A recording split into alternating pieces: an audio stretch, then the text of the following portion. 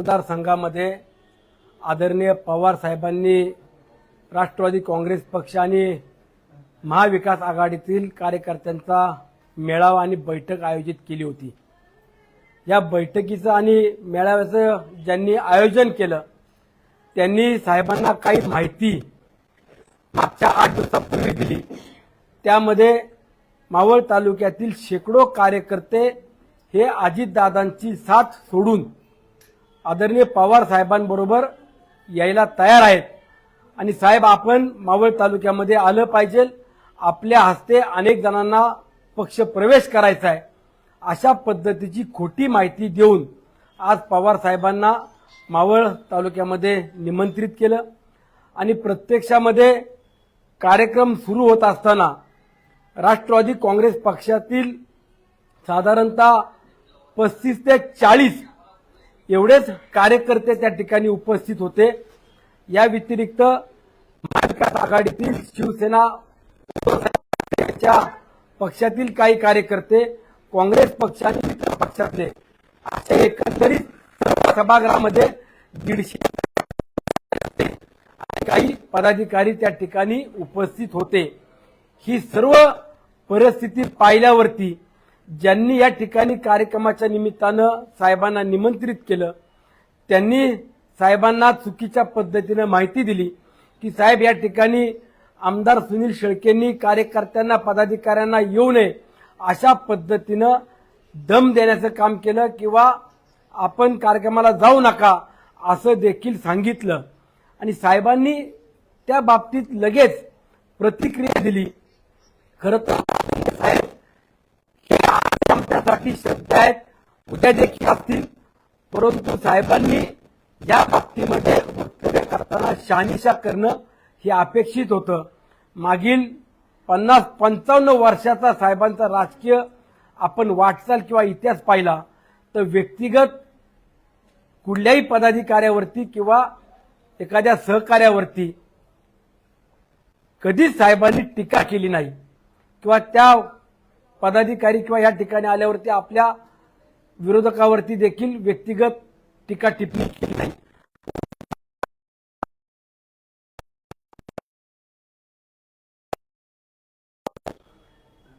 आपण संपूर्ण महाराष्ट्रातली परिस्थिती पाहत असाल आणि त्यात मावळ तालुका यातली देखील परिस्थिती आज साहेबांनी प्रत्यक्षात पाहिली की त्यांचं असं म्हणणं आहे की त्यांच्या वाट्याला गेला, मी कुणाच्या वाट्याला जात नाही, माझ्या जर तुम्ही वाट्याला गेलं तर मी सोडत नाही, हा इशारा त्यांनी दिलेला आहे। काय नेमकं तुम्ही वाट्याला गेले त्यांच्या? मी साहेबांना या बाबतीत जाऊन भेटणार आहे, साहेबांना विचार मी कुणाच्या वाट्याला गेलो, माझी काय चूक झालेली हे मला आपण सांगावं। परंतु आपण जसं सांगितलं की तुम्ही कार्यकर्त्यांना इथं दम देता किंवा कार्यकर्त्यांना येऊ नये म्हणून फोन करून सांगितलं की ज्यांनी कोणी माहिती आपल्याला दिली त्यांनी सुद्धा माहिती खरी दिली का खोटी दिली हे सुद्धा आपण जाणून घ्यायला पाहिजे होतं, एवढीच माझी अपेक्षा आहे। परंतु साहेबांनी जे काही वक्तव्य केलं याची मी नक्कीच दखल घेणार। पुढील 8 दिवसामध्ये मी कुणाला फोन केला, कुणाला दहशत केली, कुणाला दादागिरी केली, कुणाला दम दिला किंवा कुणाला फोन करून सांगितलं की साहेब मावळ तालुक्यात येत आहेत आपण जाऊ नका, असा एक तरी व्यक्ती आपण उभा करावा। अशा एका तरी व्यक्तीनं आपल्याला पुराव्याची माहिती द्यावी।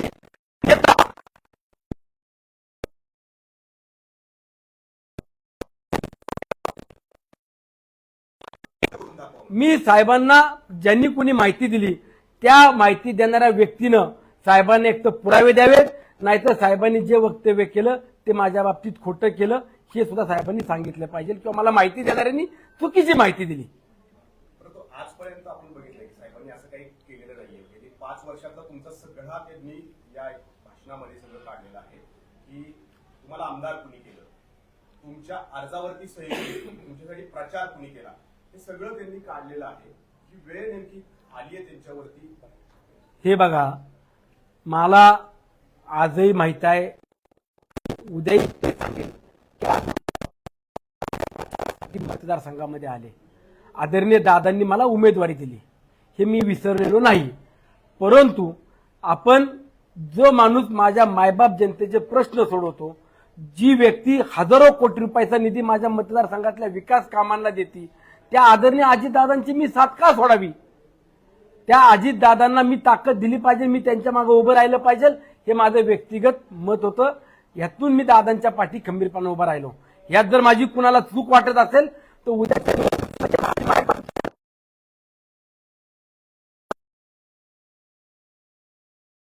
साहेबांनी या ठिकाणी आल्यावरती माझ्यावरती टीका करणं किंवा माझ्या बाबतीत एवढी दखल घेणं हे मला मुळात अपेक्षित नव्हतं. की जे देशाचं नेतृत्व करतायत त्या साहेबांनी माझ्या बाबतीत अशी दखल घेणं किंवा मला तंबी देणं हे साहेबांकडनं मला कधीच अपेक्षित नाही. आणि असं साहेब का बोलले हा सुद्धा माझ्यासमोर प्रश्न पडलेला आहे.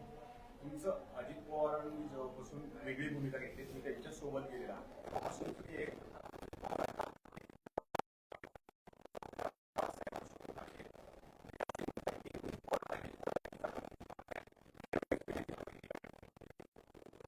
अशी काही जोडला जातोय आजच्या या सगळ्या आरोपांमागे? नाही, नक्कीच काही यालाही त्या बाबतीत आपण नाकारू शकत नाही की मी सातत्यानं रोहित दादांच्या बाबतीत जे काही वक्तव्य करतो त्यामध्ये ज्या काही घडामोडी झाल्या त्यातला साक्षीदार मी सुद्धा आहे, त्यातला साक्षीदार रोहित दादा सुद्धा आहे. आणि मग आपण ऐन वेळेला आपली भूमिका बदलणं आणि दादांना उघडीच किंवा दादांना तोंड घशी पाडणं, दादांना खलनायक करणं हे जे काही प्रकार आपण करण्याचा प्रयत्न करताय हा प्रकार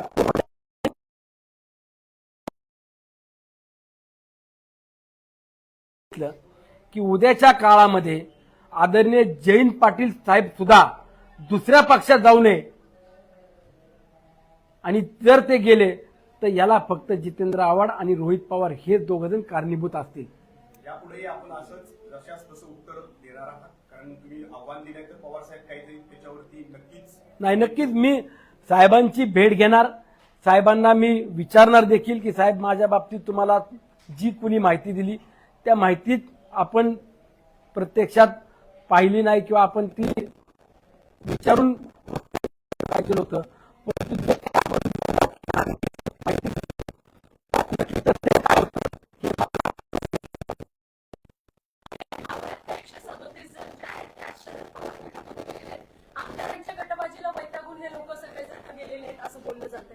हे बघा 137 म्हणाले, कोणी 300 म्हणाले. आज जे आदरणीय पवार साहेबांसोबत गेले त्यापैकी एकाही व्यक्तीनं फार तर मी म्हणतो 2 किंवा 3 व्यक्तीनं दादांच्या ॲफिडेव्हिट करून आम्ही दादांच्या सोबत आहोत हे ॲफिडेव्हिट करून फॉर्मवरती ज्या वेळेला दिलं त्यामध्ये फक्त 2 असतील किंवा 4 असतील. जेवढे आज गेलेले आहेत 30 ते 35 जण गेलेत त्यामध्ये एकानेही आम्ही अजितदादांसोबत आहोत अशा पद्धतीचं ॲफिडेव्हिट आम्हाला दिलेलं नव्हतं. ते पहिल्यापासून साथ सोडून पवार साहेबांसोबत गेलेत असं मुळीच नाही.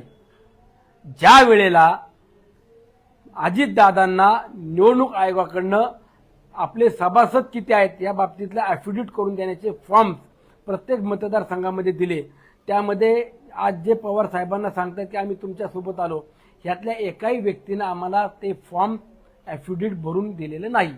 त्यामुळे ते 137 सांगतायत, मला फक्त 137 सांगणारे किंवा 300 सांगणाऱ्यांना माझी विनंती आहे आपण 37 जणांची तरी नावं प्रसिद्ध करा. तुम्ही म्हणताय की चुकीची माहिती दिली असेल त्यांनी पवारांना, पण नेमकं काय कारण असं चुकीची? मावळ तालुक्यातील मायबाप जनता सुज्ञ आहे. मावळ तालुक्यातील जनतेला दहशत, दादागिरी, गुंडशाही, झुंडशाही चालत नाही. मावळ तालुका विकास कामांना प्राधान्य देणार आहे. सुखादुःखामध्ये उभा राहणाऱ्या व्यक्तीच्या मागे उभा राहणारा हा मावळ तालुका आहे. आणि त्याच पद्धतीनं आज मावळ तालुक्यातल्या जनतेनं आदरणीय पवार साहेबांना किंवा त्यांच्यासोबत असणाऱ्या सहकार्यांना देखील दाखवलं की आम्ही या तालुक्यातला विकास करणाऱ्या अजितदादांच्या सोबत खंबीरपणाने उभे आहोत. त्यामुळं जे काही आज वक्तव्य केलं त्या वक्तव्याबाबत मी साहेबांची भेट घेऊन देखील विचारणार. आपल्याला कोणी माहिती दिली, आपल्याला काही त्यातले पुरावे आहेत किंवा आपल्याला जे कोणी सांगितलं त्या बाबतीतली जर काही शहानिशा करून आपण जर बोलले असाल तर मला ते सांगावं, एवढंच माझं त्यांच्याकडे मागणं असणार आहे. तालुक्याचे ज्येष्ठ नेते मदन बापना वारंवार बोलतात तुम्ही त्यांना दम देताय म्हणून, तो धागा पकडून आज पवार साहेब असं बोलले असतील. हे बघा, मी मागेही सांगितलं की ज्यांना कुठं जायचं